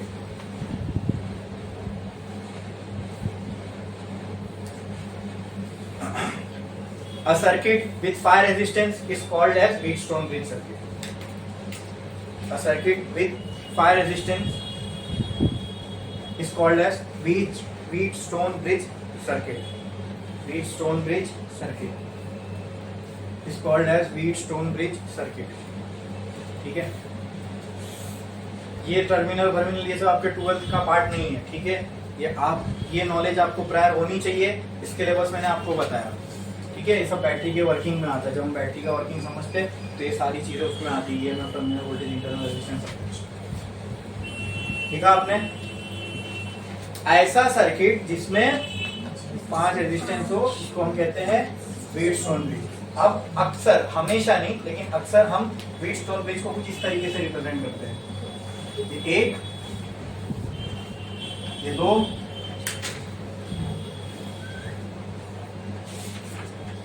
ये 3, ये 4, 5, ठीक है। नाम दे दो इनको P, Q, R, S। हर रेजिस्टेंस का एक नाम है। इसको लिया मैंने यहाँ से, इसको लिया मैंने यहाँ से, और ये मैंने बैटरी से कनेक्ट कर दिया, ठीक है। तो ये हो गया व्हीटस्टोन ब्रिज। इसमें P, Q, R, S 3 नाम है, ठीक है। ये रेजिस्टेंस जरूरी नहीं वो रेजिस्टर ही हो, ठीक है। जो अपने 11th में पढ़े, resistor provides resistance, colour coding वाला। Resistance could be anything. ये फैन भी एक रेजिस्टेंस है, एसी भी एक रेजिस्टेंस है, ठीक है। ट्यूबलाइट भी एक रेजिस्टेंस है। इनके अक्रॉस, जिसके अक्रॉस पोटेंशियल का ड्रॉप होगा वो रेजिस्टेंस है। अगर जिसको चलने के लिए करंट चाहिए उसको अपने अक्रॉस पोटेंशियल ड्रॉप कराना ही पड़ेगा, क्योंकि पोटेंशियल ड्रॉप करंट का बाप है। अगर वो होगा तो ही करंट होगा। बोलो क्लियर है? बोलो क्लियर है? ठीक है। तो ये जितनी भी चीजें चल रही है इनमें करंट फ्लो हो रहा है, और करंट फ्लो होने के लिए क्या होना चाहिए? पोटेंशियल का ड्रॉप होना। तो इन सबके अक्रॉस पोटेंशियल का ड्रॉप हो रहा होगा? यस, हो रहा होगा। बोलो क्लियर? हाँ। तो वैसे जितने रेजिस्टेंस है सबके अक्रॉस में क्या पोटेंशियल का ड्रॉप होगा? यस, होगा। लेकिन हमें ये पढ़ना ही नहीं, हमें इस व्हीटस्टोन ब्रिज का सिर्फ एक स्पेसिफिक टाइप पढ़ना है, जिसको हम कहते हैं balance Wheatstone bridge. Unbalance Wheatstone bridge एक टाइप है जो एंट्रेंस में है। अनबैलेंस व्हीटस्टोन जो है कैपेसिटर में भी है, रेजिस्टेंस में भी है, बट अनबैलेंस को कैसे सॉल्व करना है ये हमें है ही नहीं बोर्ड के अंदर, ठीक है। ठीक है, हमें सिर्फ कौन सा टाइप देखना है? व्हीटस्टोन का बैलेंस, ठीक है। बैलेंस का मतलब क्या? कुछ बराबर सराबर वाला होगा यहाँ पे मामला, है ना। तो देखो ऐसा दिख रहा है, सिमेट्रिक दिख रहा है। ये इस लाइन के इस साइड पे 2 रेजिस्टेंस, इस साइड पे 2 रेजिस्टेंस। तो सिंपल, इन दोनों का रेशियो अगर इन दोनों के रेशियो के बराबर है तो ये बैलेंस है, खत्म। समझे? बैलेंस करना है तो ये राइट और लेफ्ट एक बराबर होनी चाहिए। तो लेफ्ट में क्या दिख रहे? 2 रेजिस्टेंस, राइट में क्या दिख रहे? 2 रेजिस्टेंस। इनका रेशियो मतलब P/S should be equal to Q/R, बस, ठीक है। ठीक है, इसको बोलते हैं बैलेंस। ये होगा तो मैं बोल सकता हूं ये व्हीटस्टोन कैसा है? बैलेंस है। ये जो व्हीटस्टोन मतलब 5 रेजिस्टेंस वाला सर्किट है, ये बैलेंस है। बोलो क्लियर है? अब इसको बैलेंस करते कैसा है, आओ वो देखते हैं, ठीक है। अच्छा, एक और चीज सुनो ध्यान से। अगर इस साइड के रेजिस्टेंस का रेशियो इस साइड के रेजिस्टेंस के रेशियो के बराबर है, ठीक है, ठीक है, तो ये जो 5वां रेजिस्टेंस है ना, इसमें कोई करंट फ्लो नहीं होता, इसमें कोई करंट फ्लो नहीं होता। बोलो क्लियर? हाँ, ध्यान से। अच्छा, यही जो कंडीशन है, क्या condition? If ratio of resistance on the right side is equal to ratio, लिख देता हूं मैं यहां पे, if P/S is equal to Q/R, अगर ये होगा देन IT विल बी 0, मतलब current through T will be, इसने लिखा इसमें से पास होने वाला करंट विल बी 0। अगर ये होगा तो ये ट्रू है, ठीक है। इसी कंडीशन को हम क्या कहते हैं? बैलेंस व्हीटस्टोन ब्रिज कंडीशन, ठीक है। और ऐसे टाइप के व्हीटस्टोन को हम क्या कहेंगे? बैलेंस व्हीटस्टोन, ठीक है। मैं बोलो क्लियर है? हाँ। अब हमें प्रूफ करना है कि ये सही है। तो मैंने क्या किया, ये अगर ये होगा तो ये ट्रू है, मैं उल्टा करके देखता हूं। मैं क्या करता हूं, मैं इसमें से करंट 0 कर देता हूं, इसमें से करंट को फ्लो होने ही नहीं दूंगा। अगर इसमें से करंट को फ्लो होने नहीं दूं तो इसका उल्टा भी ट्रू होना चाहिए। मतलब इफ अगर मैंने IT 0 किया तो ये रेशियो इक्वल आना चाहिए। समझे अब मेरी बात क्या बोल रहा हूं मैं? व्हीटस्टोन बैलेंस कंडीशन क्या कहती है? अगर ये रेशियोज इक्वल आ रहे हैं तो बीच वाले में से करंट कोई फ्लो होगा ही नहीं। ठीक है, हमें इस बात को वेरीफाई करना है, तो हम इसका उल्टा करके देखते हैं। हम बीच वाले में से करंट जाने ही नहीं देंगे। तो ये अगर हमने कर दिया तो ये होना चाहिए। अगर हुआ तो व्हीटस्टोन की कंडीशन सही है, साबित हो जाएगी। नहीं हुआ तो ये कंडीशन गलत है। बोलो क्लियर है? समझ में आया? अच्छा, आप में से मुझे आप कौन बता सकता है इसमें से मुझे करंट जाने देना है कि नहीं देना है? नहीं देना है। अगर इसमें से करंट जाने नहीं देना है तो वो कैसे पॉसिबल हो पाएगा? बोलो। अच्छा, सिर्फ ये पॉइंट और ये पॉइंट के रेफरेंस में बताओ मुझे, बस मुझे इसमें से करंट जाने नहीं देना है, तो ये पॉइंट और ये पॉइंट कैसा होना चाहिए? हाँ, एग्जैक्टली 100% ट्रू। कोई पोटेंशियल का डिफरेंस, मतलब अगर यहाँ पोटेंशियल और यहाँ पोटेंशियल सेम हो गया, सिंपल है, यहां से करंट फ्लो, क्योंकि करंट तो फ्लो तभी होता है जब पोटेंशियल का डिफरेंस हो। अगर यहाँ और यहाँ पे पोटेंशियल सेम है तो करंट का फ्लो नहीं होगा। बोलो क्लियर है? बोलो क्लियर है? समझ में आया? पक्का? पक्का। अब एक लाइन छोड़ो, स्टार डालो और लिखो balance Wheatstone condition. Balance Wheatstone condition पहले क्या होती है, पहले वो समझ लेते हैं।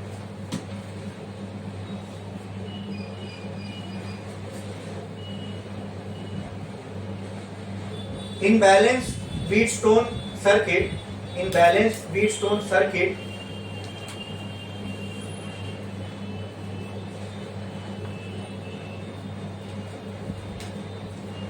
the ratio of resistance on the left is equal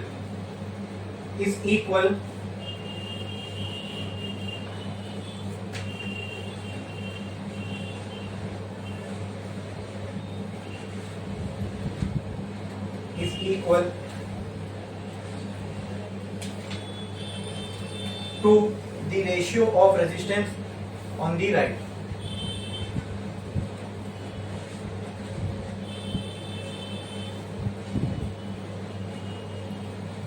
Due to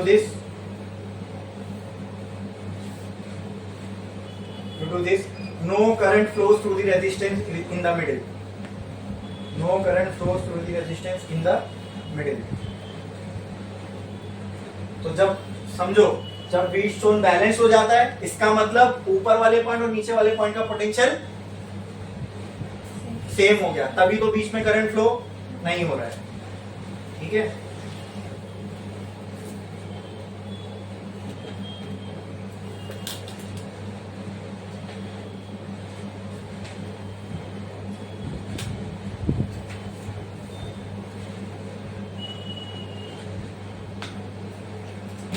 चलो एक लाइन छोड़ो, स्टार डालो।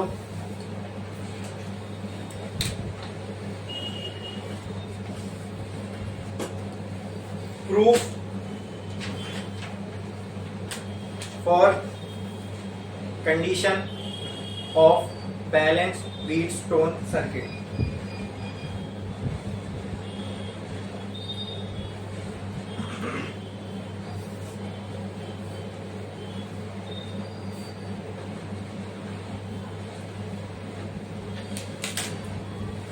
अब देखो, हमने क्या किया, 4 रेजिस्टेंस ले लिए पहले तो। ये 1, ये 2, ये 3 और ये 14। ठीक है, 5वें रेजिस्टेंस में से कोई करंट फ्लो होने नहीं वाला है, तो नहीं हो रहा है मालूम कैसे पड़ेगा? इसलिए हमने यहाँ पे क्या लगा दिया, galvanometer. Anything which require current to operate is a resistance, तो ये अपने आप में ही रेजिस्टेंस ही है। आई बात समझ में? ठीक है, यहाँ हमने लगा दिया गैल्वेनोमीटर। अगर गैल्वेनोमीटर नल डिफ्लेक्ट नहीं हुआ, इसका मतलब इसमें करंट फ्लो नहीं हो रहा है। बोलो क्लियर है? ठीक है, यहाँ से पॉइंट निकाल दिया मैंने, इसको नाम दे दिया ए बी सी डी। बोलो क्लियर? इसको हमने कनेक्ट कर दिया बैटरी से, पोटेंशियल डिफरेंस। ठीक है, ये प्लस ये माइनस, यहाँ से करंट निकला आई। ठीक है, अब मान लो यहाँ से वही करंट इधर आ गया आई, वही करंट इधर आ रहा है आई। अब करंट यहाँ दो हिस्सों में बटेगा, let this current be I1, और यहाँ पे जो करंट जा रहा है इसको दे दो I2। यहाँ पर भी जो करंट जाएगा I1, यहाँ पे जो करंट जाएगा I2। बोलो क्लियर है? हाँ ठीक है। For the sake of simplicity, ठीक है, चीजें कॉम्प्लिकेट ना हो, इसलिए मैं क्या करता हूँ, इसमें जाने वाले करंट को मैंने नाम दे दिया IG। I1 दो हिस्सों में बटेगा, इधर इधर बराबर। I1 का कुछ पार्ट गैल्वेनोमीटर में जाएगा, उसको मैंने क्या कह दिया IG। यहाँ से भी क्या आएगा IG। तो मुझे बताओ यहाँ क्या बचेगा, I1 में से IG अगर इधर चला गया तो यहाँ क्या बचेगा I1 माइनस, और यहाँ पे क्या जाएगा I1 माइनस। बोलो क्लियर है? हाँ बोलो क्लियर है? समझ में आया कि नहीं आया?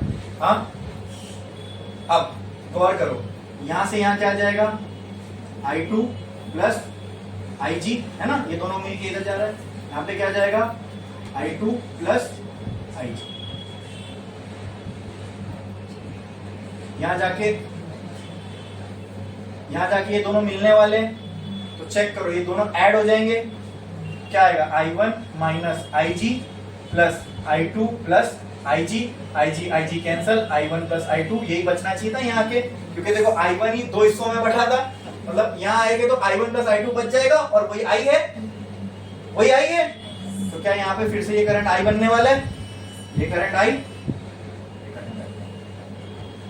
सर्किट कंप्लीट, जितना यहाँ से निकला था उतना ही वापस आ गया। क्लियर है? ये सब समझ में आया? पक्का? कोई डाउट है इसके अंदर? देख लो। हाँ I को मैंने दो हिस्सों में तोड़ा, I1 I2 बच गया। यहाँ पे हमने देखा I1 I2 आ रहा है, तो I1 I2 वही I तो है, ठीक है। I स्प्लिट हुआ था I1 I2 में, जब I1 I2 मिल जाएंगे तो I बन जाएगा, यहाँ वही हो रहा है। क्लियर? कोई डाउट? पक्का? ठीक है। अब हम आगे बढ़ेंगे।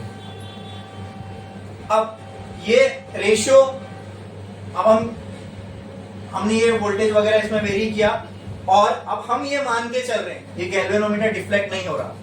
गैल्वेनोमीटर डिफ्लेक्ट वो तो दिखेगा ना सामने सामने, हम यहाँ से वोल्टेज वगैरह वेरी करते जाएंगे, और एक टाइम में कोई एक ऐसे वोल्टेज पे आके हम रुक गए जहां पे गैल्वेनोमीटर डिफ्लेक्ट नहीं हो रहा। Means IG is 0। बोलो क्लियर है? ठीक है। तो एक काम करो, पहले सर्किट डायग्राम बना दो। ये पूरे इसमें जो जो चीजें वो सब समझ में आई? हाँ, बैटरी से करंट कैसे निकला, कैसे स्प्लिट हुआ, ये सारे करंट। केवीएल अप्लाई करने से पहले मैंने क्या कहा था, हर ब्रांच में करंट का डिस्ट्रीब्यूशन प्रॉपर्ली कर लो। करो।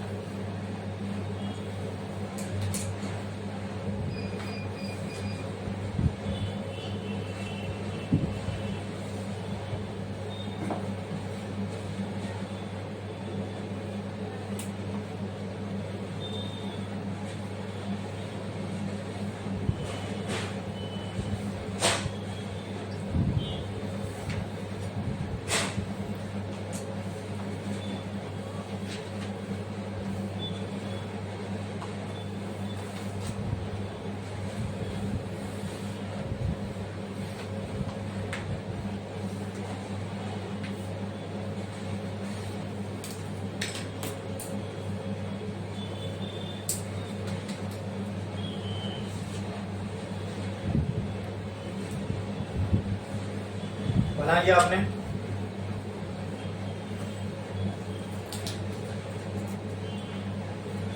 ये समझ में ना, यहाँ पे हमने किरचॉफ का जंक्शन लॉ लगाया, जितना इस जंक्शन में आ रहा है उतना ही बाहर निकलेगा, सबको ऐड कर दो। तो ऐड करने पे क्या बच रहा है, I1 प्लस I2, और I1 प्लस I2 किसके बराबर है, I के।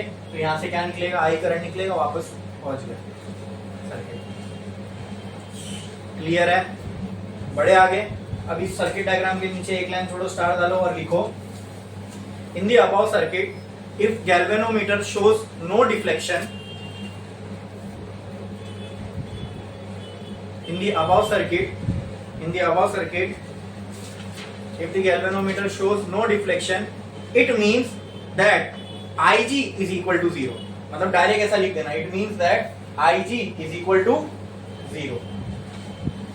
in the above circuit if galvanometer shows no deflection it means that Ig is equal to 0।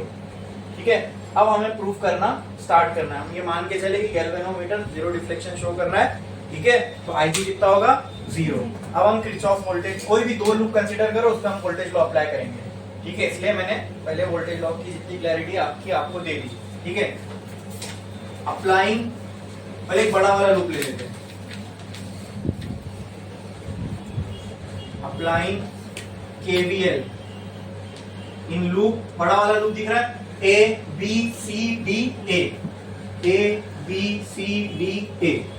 Check करो, ए से शुरू करो, ए से बी पे गए। अच्छा, इसका नाम लिखा ना, ये रेजिस्टेंस P, ये Q, ये R और ये S, ठीक है।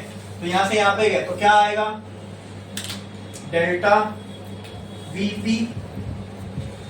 हाँ, अरे है ना कुछ ए बी के बीच में, डेल्टा VP है, वो प्लस रहेगा माइनस करंट के डायरेक्शन के साथ। फिर बी से सी चलो, है कुछ, क्या आएगा, डेल्टा VQ बराबर प्लस माइनस। फिर सी से डी चलो,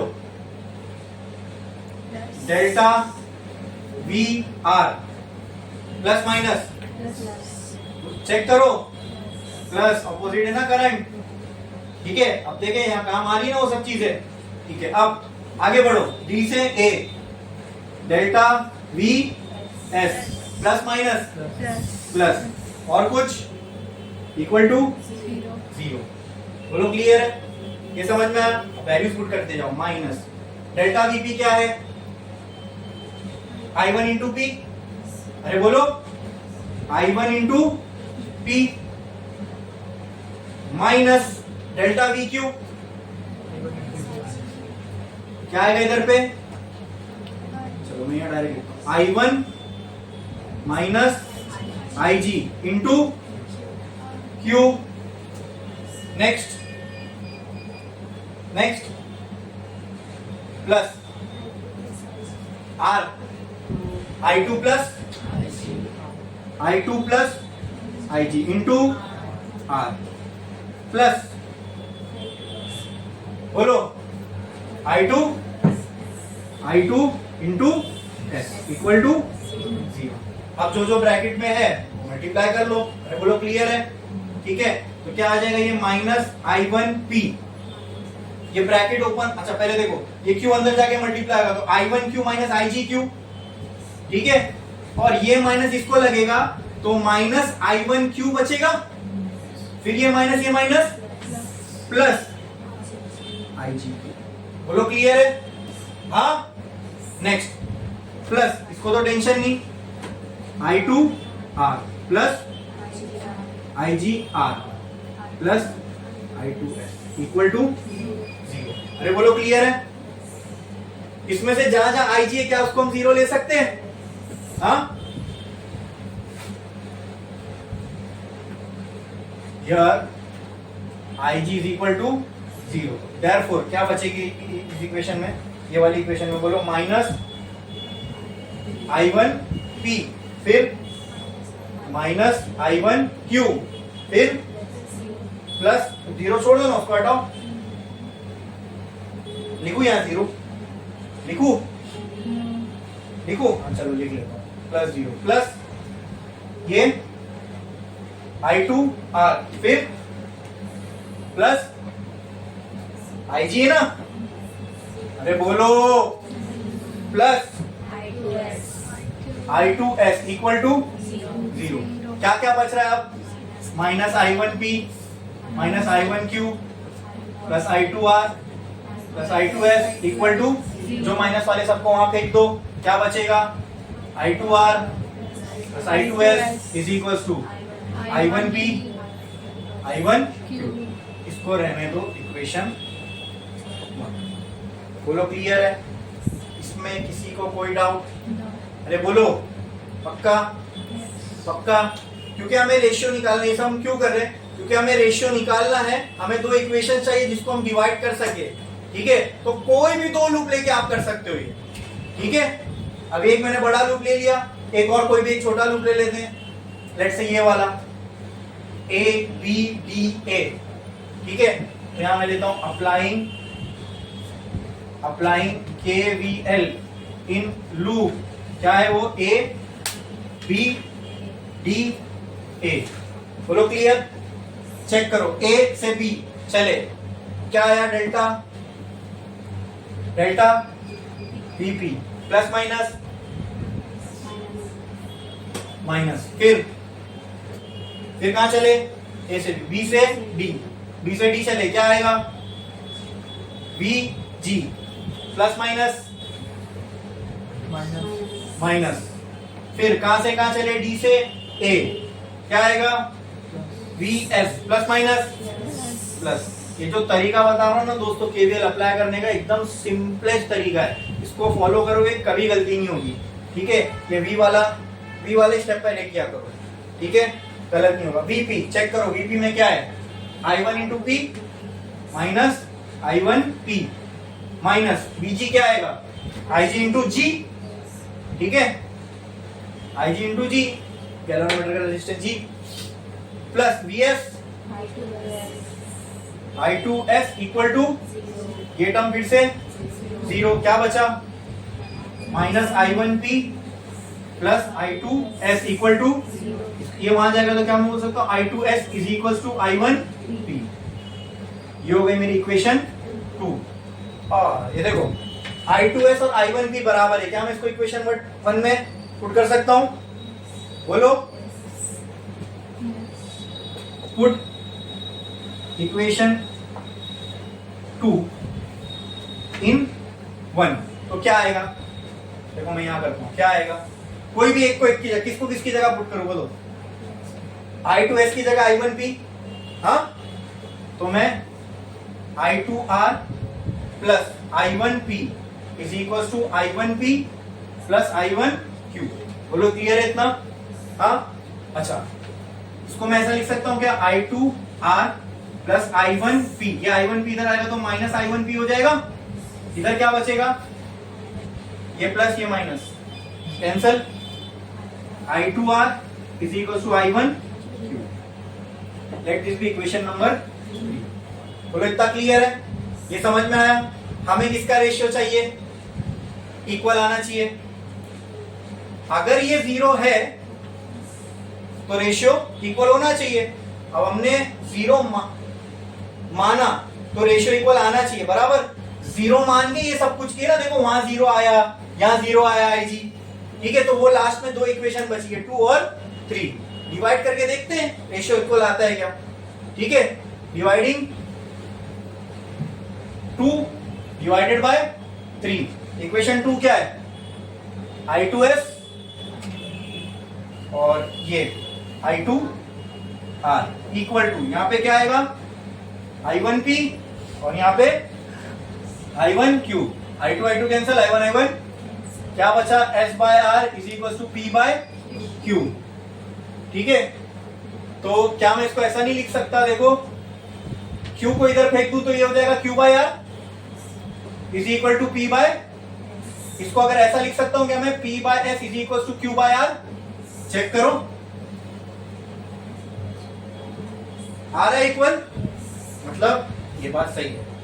यानी अगर मेरे 0 मानने से, मेरे गैल्वेनोमीटर करंट को 0 मानने से अगर ये रेशियो इक्वल आ रहा है, तो ये बात भी ट्रू होगी कि अगर ये लोग इक्वल है तो गैल्वेनोमीटर में उस टाइम पे करंट क्या होगा? 0। अब ये गैल्वेनोमीटर है, अगर इसके अलावा यहाँ कोई और रेजिस्टेंस होता तो उसमें करंट कितना जा रहा होता? 0। ये कॉन्फिडेंटली, एकदम पत्थर की लकीर, एकदम बिंदास बोल सकता हूं मैं। क्या? अगर दोनों साइड के रेजिस्टेंस का रेशियो इक्वल आ रहा है तो बीच में करंट जीरो होगा ही होगा। ये मैं अब बोल सकता हूं पक्के से। क्यों? क्योंकि मैंने पहले करंट जीरो करके देखा, ये दोनों रेशियो इक्वल आ रहे हैं, तो इसका उल्टा भी ट्रू होगा। तो ये है बैलेंस व्हीटस्टोन की कंडीशन। बोलो, ये हो गया इक्वल।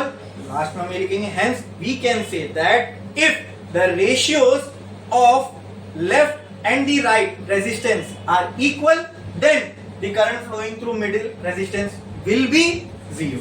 पहले पूरा छापो, फिर ये स्टेटमेंट लास्ट में लिखना। ये समझा कि नहीं? सुनो, बैलेंस व्हीटस्टोन कंडीशन क्या कहती है कि अगर दोनों साइड के रेजिस्टेंस का रेशियो इक्वल है तो करंट जीरो होगा। ये व्हीटस्टोन कंडीशन कहती है। लेकिन ये हमें पता नहीं था, हमें इसको वेरीफाई करना था, तो हमने इसका उल्टा करके देखा। हमने करंट को जीरो किया और चेक किया कि रेशियो इक्वल आता है क्या? नहीं आया, मतलब कंडीशन सही है, हम इसको यूज कर सकते हैं। ठीक है, क्लियर? छापो, पहले ये, फिर ये, सुनो, फिर ये, फिर ये। हाँ, समझेगा ना? लिखो जल्दी।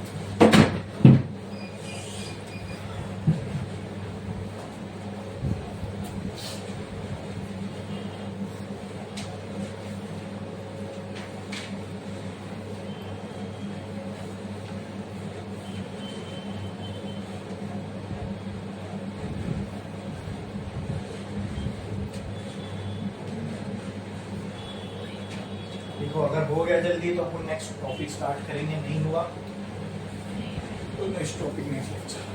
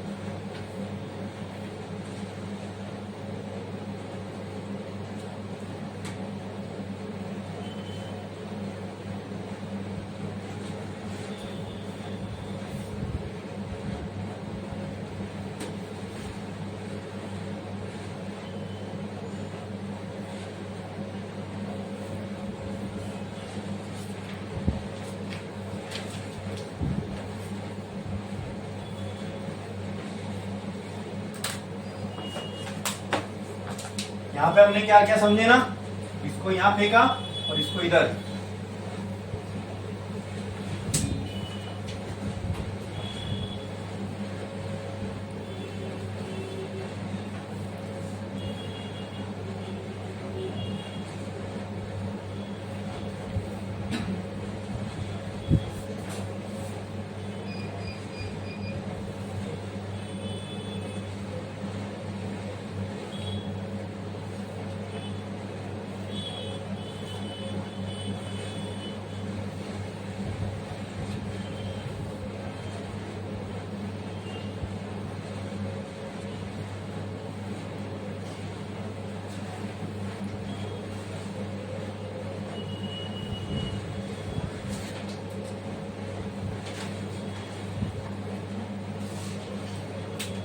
पी एस क्यू आर चारों क्या है? रेजिस्टेंस है ना।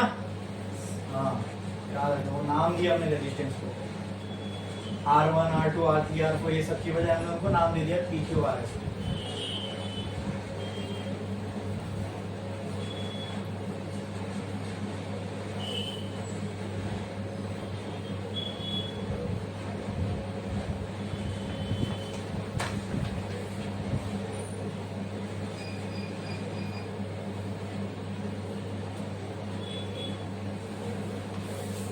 अभी केवीएल लगाने में एक्सपर्ट हो गए ना? हाँ, किसी को बोलो प्रॉब्लम आई जब हम इसमें केवीएल अप्लाई कर रहे थे? किसी को कोई प्रॉब्लम आई? अरे ऐसा कैसा कर दिए सर, ये कैसा पॉजिटिव हो, कैसा negative?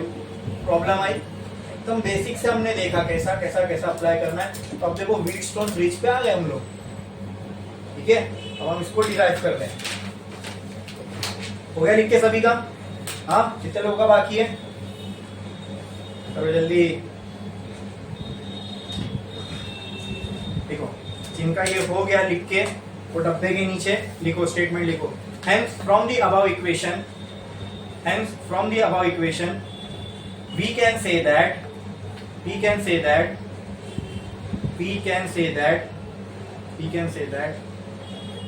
if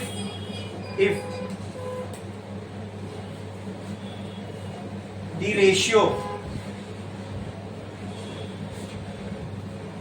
of resistance on the left is equal to the ratio of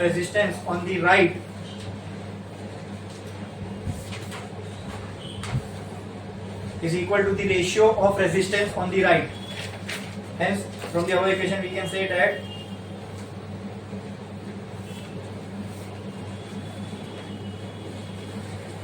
if the ratio of resistance on the left is equal to the ratio of resistance on the right, then the current through middle resistance will be 0 in a Wheatstone bridge circuit.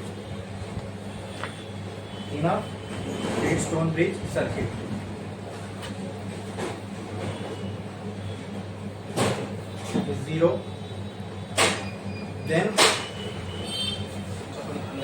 in a Wheatstone bridge circuit, and this condition is called as balanced Wheatstone condition. And this condition is called as balanced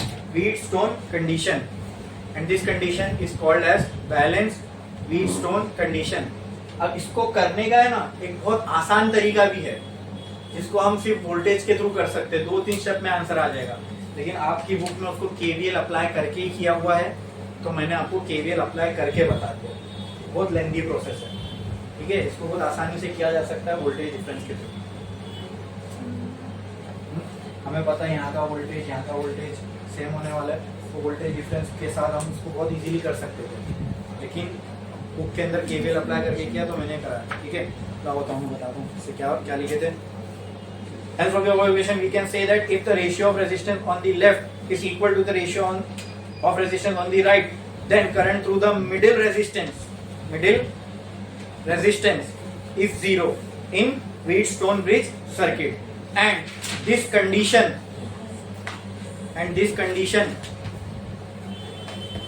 is called as balanced Wheatstone condition. And this condition is called as balanced Wheatstone condition. ठीक है, clear है। ठीक हो, लिखो application of balance Wheatstone bridge. Application start डालो, लिखो application of balance Wheatstone bridge. इसके application में लिखना मीटर ब्रिज सर्किट।